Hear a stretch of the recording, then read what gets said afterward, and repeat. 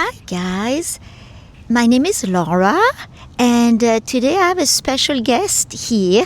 My husband David is here.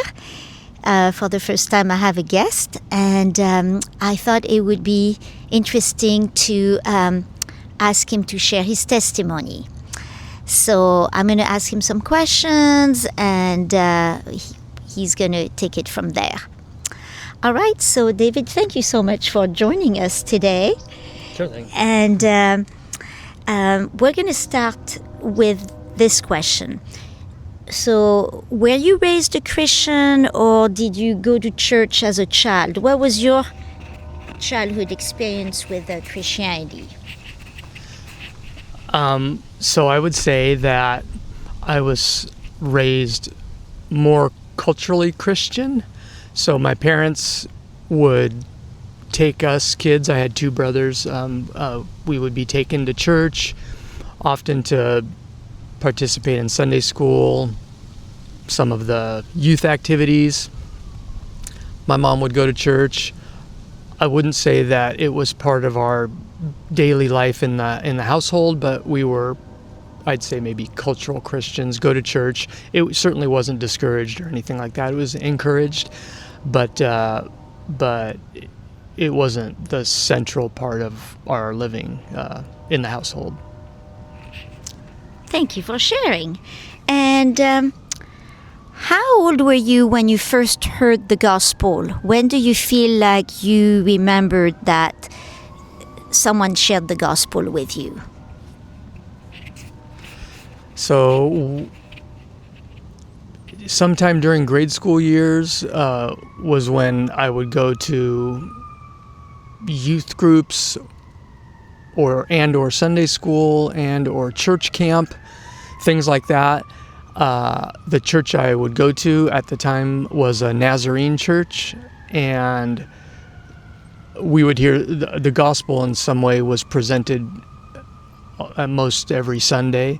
So I'm sure I heard the gospel, a call to Christ of some sort, altar call, whatever you'd like to call them.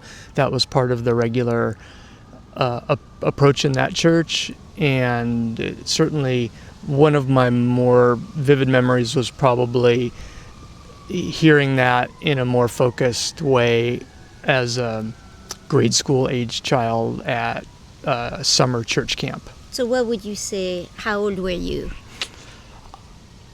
Probably 10, 11. Maybe I heard it before, but that's kind of when I remember it first sort of getting my attention in a serious way. Thank you. Okay. And when do you think you became a Christian? Was it at that time that you accepted Jesus? So you heard the gospel, but did you accept Jesus, would you say, at 10 or 11? That's an interesting question. So I would say yes. That's when I would say I accepted Jesus, 10, 11, 12, somewhere around there. But at least the church I went to, there was very much a sort of a fear of losing your salvation. So put together a fear of losing your salvation, if you are saved, but then you sin, are you then unsaved and have to be resaved? I'm not saying it was preached exactly like that, because I was a child. So, but I perceived it how I perceived it, and I certainly felt like I needed to re-accept Christ, and so I did that many times. And so I'm not someone that can give you, a specific date and say this day, this year is when I accepted Christ. I accepted Christ many times in that sort of 10, 11, 12-year-old age range, I think. So part of that is just a function of the type of church I went to, which And it was I a don't. Nazarene church. And I don't mean to disparage Nazarene churches, but I'm just saying I don't believe, if one is truly saved, I don't believe you can lose your salvation. On the other hand, are there people who think they're saved and maybe they're not really? That's probably the case also. And so I'm not the one who's the ultimate judge of that. But yeah, I'd certainly say that it was a multi-episode experience for me just because of that particular church and how that came across or was taught to us, sort of fear-based. So. Okay. Very good. And do you feel that accepting the gospel changed you right away, or was it a process as you got older and understood more and maybe started walking with God? When do you think you would say you started walking with God? Because there's the salvation is one thing, right? You accept Jesus, but walking with God is another thing, right? Absolutely. Sure, I would say it was a process. Certainly I didn't... did it transform my life in some ways at the time? Yes, but not throughout every aspect of my life. So I still went through a lot of the same issues and temptations and sin that teenagers go through. It wasn't until I went away to graduate school that I think it really started becoming a more conscious choice to live for Christ, live as a Christian. So that's in my early 20s at that point. Okay. So Or mid-20s more. Early to mid-20s. Okay. And yes, so that was my experience. It was a process that was drawn out for a while, and it took a significant change in my life, which at that time was going away to graduate school, to maybe make me rethink priorities and whether I just felt that going to church on Sunday was all that was needed, or whether something more significant in how I lived my life was what Christianity was about, some sort of transformation that was deeper. Mm-hmm. Very good. Thank you. And this one is a little bit harder question maybe, but so in your early to mid-20s, you started walking with God. How did it change you? Could you give us maybe a specific example? Maybe you changed certain things about how you lived, or I don't know, as far as maybe sin, was there any areas of your life that you felt at that time needed to change in order to walk with God? Sure. There was certainly habits that I tried to make reading the Bible more of a habit. There were certain things I struggled with that I tried to, not commit same sins that I would fall into.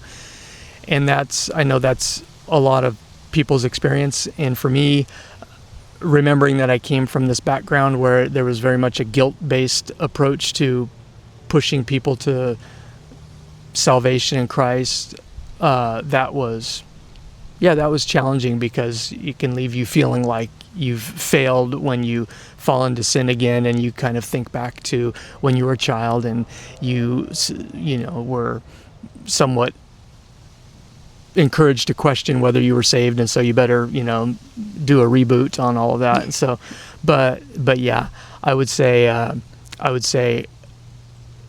sort of the obvious things where you would say, okay, if I struggle with certain sins, I'm going to try not to do that, and I'm going to try to adopt better habits. I think what was helpful was getting connected with other more mature Christians who could be a bit of accountability partners, friends, mentors. So yeah, just so you have someone that you can share things you struggle with. Some things you can share with some people, not with others. And so anytime someone feels like they're walking through any difficult situation alone, then that's probably the worst place you can be. And so finding someone you can be real with was quite important, and that helped me a lot. And I think you point out to something very interesting and important to know as a Christian, is that we're not meant to be isolated Christians, that God calls us to be part of a community because we can all help each other, right? And remind each other of what the Bible teaches, what God says about certain things. And so that's really good. And God has brought special people in your life during that time, maybe more mature Christians, like you said, to help you grow and mature in your faith. And that's really good. I like that. And anyway, well, what would you say, last question, what would you say to someone who is considering becoming a Christian, maybe who's been what you call a lukewarm Christian? Maybe they've accepted, they believe in the gospel, they've accepted Jesus as their Savior, but maybe they're not really walking with Him. Maybe they're not, attending a church, or what would you tell someone? Well, I think it's important to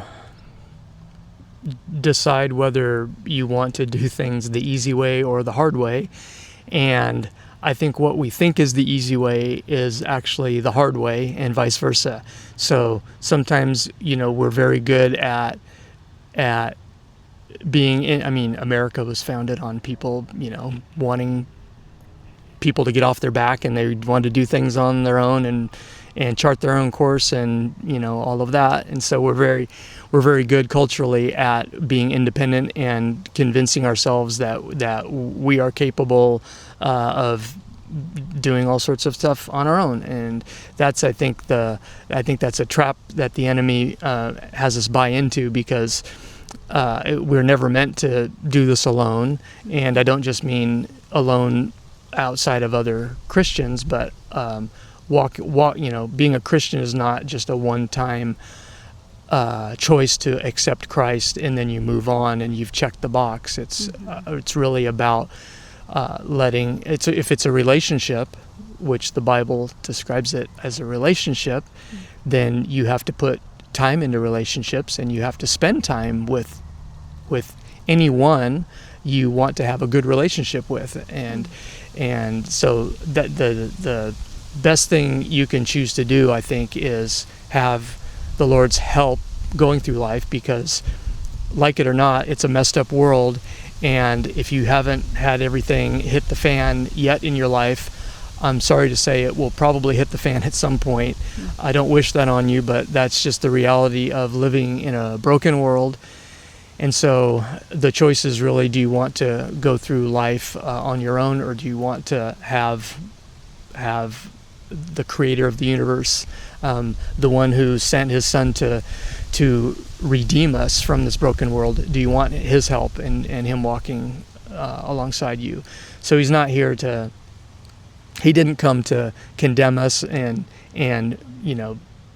punish us for being sinful, but his purpose was really to come on a rescue mission.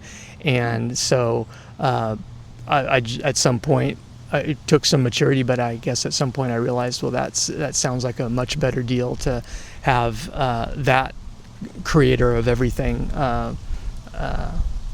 walking through life with me. Just like if at some level, everyone has felt the support and comfort of having a good, deep friendship and knowing someone will walk through anything difficult with you. Mm-hmm. So just imagine elevating that to a relationship with the one who created everything and gave everything, so that you could be with him forever. So that's beautiful. Thank you so much, David. Yep. Well, thank you so much for watching, and I hope this encouraged you. I hope this spoke to you. And anyway, if you liked it, subscribe, leave a comment, and I will try to, in the future, bring other guests to encourage you in your faith, or maybe you're searching and wondering what Christianity is about. But thank you so much for watching today, and I hope you guys have a great week. Bye-bye.